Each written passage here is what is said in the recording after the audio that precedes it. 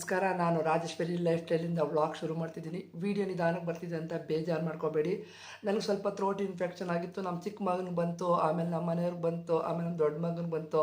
ನನಗೂ ಸ್ವಲ್ಪ cold throat infection ಆಗಿತ್ತು. ನಾನೇನು ಮಾಡಿಬಿಟ್ಟೆ, ಮನೆ ಮದ್ದು ಮಾಡಿಕೊಂಡೆ. ಇವಾಗ ಸರೋಯ್ತು. ಅದಕ್ಕೆ ವೀಡಿಯೋ ಶುರು ಮಾಡೋಣ ಅಂತ ಕೂತಿದ್ದೀನಿ. ಯಾರ್ಯಾರು ಸಬ್ಸ್ಕ್ರೈಬ್ ಮಾಡಿದ್ದೀರೋ ಅವ್ರಿಗೆಲ್ಲ ಧನ್ಯವಾದ ತಿಳಿಸ್ತೀನಿ. ದಯವಿಟ್ಟು ಹೊಸಬ್ಳಿಗೆ ಸಪೋರ್ಟ್ ಮಾಡಿ ಅಂತ ಹೇಳ್ತೀನಿ. ಲೈಕ್ ಮಾಡಿ, ಶೇರ್ ಮಾಡಿ ಅಂತ ಈ ವಿಡಿಯೋ ಮುಖಾಂತರ ಕೇಳ್ತಾ ಇದ್ದೀನಿ.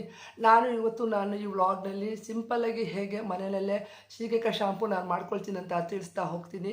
ಮತ್ತು ಇವತ್ತು ಶನಿವಾರ ನಮ್ಮ ಕಡೆ ಒಂದು ರಿಸೆಪ್ಷನ್ ಇದೆ. ಆದರೆ ನಮ್ಮ ಮಕ್ಕಳು ಟ್ಯೂಷನ್ ಇರೋದ್ರಿಂದ ಹೋಗೋಕ್ಕಾಗಲ್ಲ. ನಾಳೆ ಭಾನುವಾರ ಮದುವೆಗೆ ಹೋಗಬೇಕು ಅಂತ ಡಿಸೈಡ್ ಮಾಡಿದ್ದೀವಿ. ರಾಜರಾಜೇಶ್ವರಿ ನಗರ ಹತ್ರ ಬರೋ ಮೀನಾಕ್ಷಿ ಕಲ್ಯಾಣ ಮಂಟಪಕ್ಕೆ ನಾನು, ನಮ್ಮ ಮನೆಯವರು, ನಮ್ಮ ದೊಡ್ಡ ಮಗ ಹೋಗೋಣ ಅಂತ ಇದ್ದೀವಿ. ಅಲ್ಲಿ ಸಾಧ್ಯವಾದರೆ ವಿಡಿಯೋ ಮತ್ತು ಫೋಟೋಗಳ ಕ್ಲಿಪ್ಪಿಂಗ್ನ ಈ ವಿಡಿಯೋದಲ್ಲೇ ಹಾಕ್ತೀನಿ. ಇಲ್ಲಾಂದರೆ ಮುಂದಿನ ವೀಡಿಯೋದಲ್ಲೇ ಹಾಕೋಕ್ಕೆ ಪ್ರಯತ್ನ ಪಡ್ತೀನಿ. ನಾನು ಯಾವ ಥರ ಸೀಗೆಕಾಯಿ ಶಾಂಪು ಮಾಡ್ಕೊಳ್ತೀನಿ ಅಂತ ಈ ವಿಡಿಯೋದಲ್ಲಿ ತಿಳಿಸ್ತಾ ಹೋಗ್ತೀನಿ. ಇವತ್ತು ಸಿಂಪಲ್ಲಾಗಿ ಸೀಗೆಕಾಯಿ ಯಾವ ಥರ ಮಾಡ್ತೀನಿ ಅಂತ ಅಂದರೆ, ಮಾರ್ಕೆಟಿಂದ ಸೀಗೆಕಾಯಿ, ಅಂಟುವಳಕಾಯಿ, ಬೆಟ್ಟಿನಲ್ಲಿ ತಂದು ಮಾಡ್ಕೊಳ್ತೀನಿ. ನಾನು ಚಿಕ್ಕ ವಯಸ್ಸಿಂದನೂ ಸೀಗೆಕಾಯಿನೇ ಬಳಸೋದು.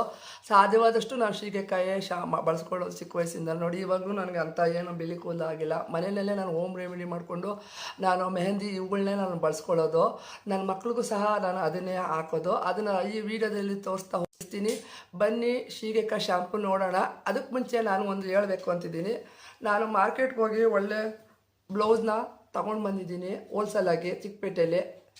ನೋಡಿ, ಮದುವೆಗೆ ಸೀರೆಗಳು ಉಟ್ಕೊಂಡು ಹೋಗ್ಬೇಕಲ್ಲ, ಅದಿನ ಪ್ಯಾಂಟು ಕುರ್ತಾಸೆ ಹಾಕೋರೋದ್ರಿಂದ ಮದುವೆ ಸ್ವಂತದವ್ರ ಕಡೆ ಮದುವೆಗೆ ಸೀರೆನೇ ಉಡಬೇಕು.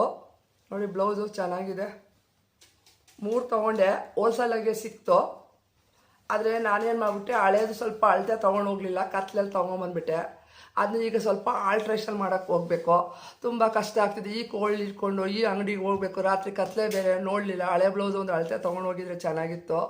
ಏನು ಮಾಡೋದು, ಇದೊಂದು ಕೆಲಸ ಆಗೋಯ್ತು. ದಯವಿಟ್ಟು ಲೈಕ್ ಮಾಡಿ, ಶೇರ್ ಮಾಡಿ ಅಂತ ಕೇಳ್ಕೊಳ್ತೀನಿ. ಬನ್ನಿ ಸೀಗೆಕಾಯಿ ಶಾಂಪುನ ನಾನು ಯಾವ ಥರ ಮಾಡ್ತೀನಿ ಅಂತ ನೋಡೋಣ.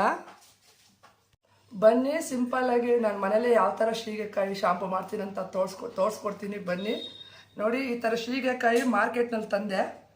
ಇದು ಮತ್ತು ಇದು ಬೆಟ್ಟದ ನೆಲ್ಲಿಕಾಯಿ, ಅಂಟುವಾಳಕಾಯಿ. ಇದು ಬೆಟ್ಟದ ನೆಲ್ಲಿಕಾಯಿನ ಮೊದಲೇ ಅರ್ಧ kg ತಂದು ಮೇಲೆ ಒಣಸ್ಕೊಂಡು ಇಟ್ಕೊಂಡಿರ್ತೀನಿ ನಾನು ಯಾವಾಗ್ಲೂ. ಈ ಸೀಗೆಕಾಯಿನ ಮತ್ತು ಅಂಟುವಾಳಕಾಯಿನ ಮತ್ತು ಬೆಟ್ಟದ ನೆಲ್ಲಿಕಾಯಿನ ರಾತ್ರಿನೇ ನೆನೆಸ್ಬಿಡ್ಬೇಕು, ಒಂದು 9 ಅವರ್ ನೆನೆಸ್ಬಿಡ್ಬೇಕು. ಅದನ್ನ ಬೆಳಗ್ಗೆ ಈ ಥರ ನಿಧಾನವಾಗಿ ಬೀಜನ ತೆಕ್ಕೊಳ್ಬೇಕು. ಹಿಂಗೆ ಬೀಜನ ತಕ್ಕೊಂಡ್ಬಿಟ್ಟು ಹಿಂಗೆ ಬೀಜನೆಲ್ಲ ತಕ್ಕೊಳ್ಬೇಕು ಈ ಥರ ನಿಧಾನವಾಗಿ. ಇಲ್ಲಾಂದರೆ ಮಿಕ್ಸಿಗೆ ಹಾಕಿದ್ರೆ ಹಾಳಾಗುತ್ತೆ. ಬೇಕಿದ್ರೆ ಒರಳ್ಕಲ್ಲಲ್ಲೂ ಹಾಕ್ಕೊಂಡು ರುಬ್ಕೊಂಡ್ರೆ ಇನ್ನೂ ಚೆನ್ನಾಗಿರುತ್ತೆ. ನಿಧಾನ ನೈಸ್ ಪೇಸ್ಟ್ ಆಗುತ್ತೆ.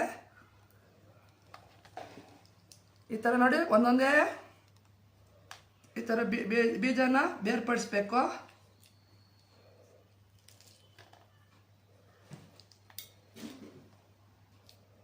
ನೋಡಿ, ಅಂಟುವಾಳಕಾಯಿ ಇದೆಯಲ್ಲ, ಇದು ತುಂಬ ಒಳ್ಳೆಯದು. ತಲೆನೋವು ಏನಾನ ಇದ್ದರೆ ತುಂಬ ಜನಕ್ಕೆ, ನಾನು ಎಷ್ಟೋ ಜನಕ್ಕೆ ಹೇಳಿದ್ದೀನಿ, ತಲೆನೋವು ಅವ್ರಿಗೆಲ್ಲ ಹಾಕ್ಕೊಂಡ್ರೆ ಅಂಟುವಾಳಕಾಯಿ ತುಂಬ ಒಳ್ಳೆಯದು. ಆಗಿನ ಕಾಲದಲ್ಲ ಇದೇ ಯೂಸ್ ಮಾಡ್ತಾ ಇದ್ದಿದ್ದು. ಇವಾಗಲೇ ಎಲ್ಲ ಬೇರೆ ಬೇರೆ ಥರ ಬಂದಿರೋದು.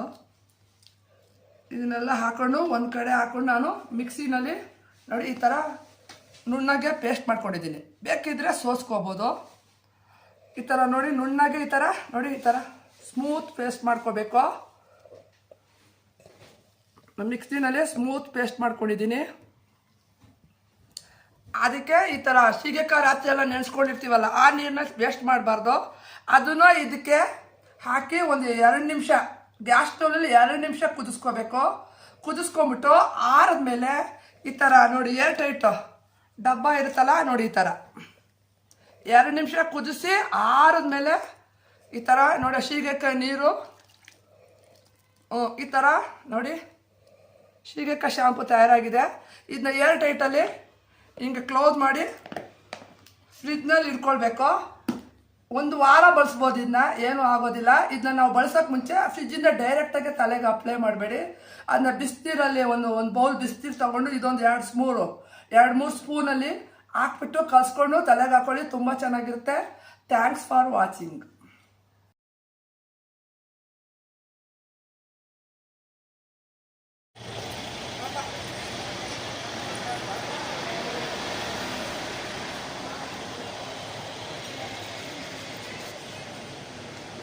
ಆನೆ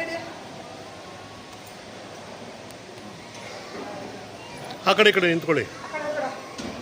ಇನ್ನು ಹೀಗೆ ತಗೊಳ್ಳಿ.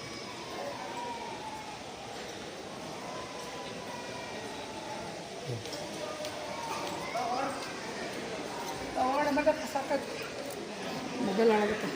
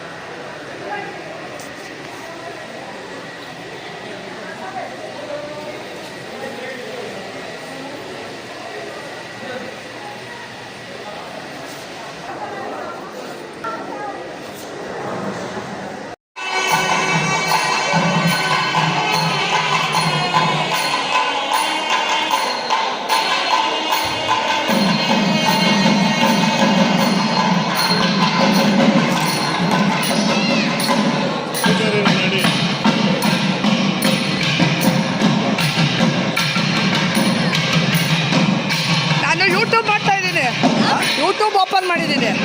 ಅದು ಬರ್ತೀರಾ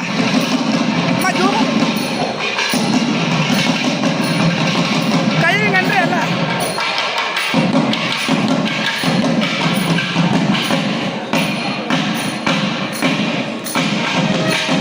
ಹಿಂಗಂದ್ರೆ ಕೈ ಹಂಗಂದ್ರೆ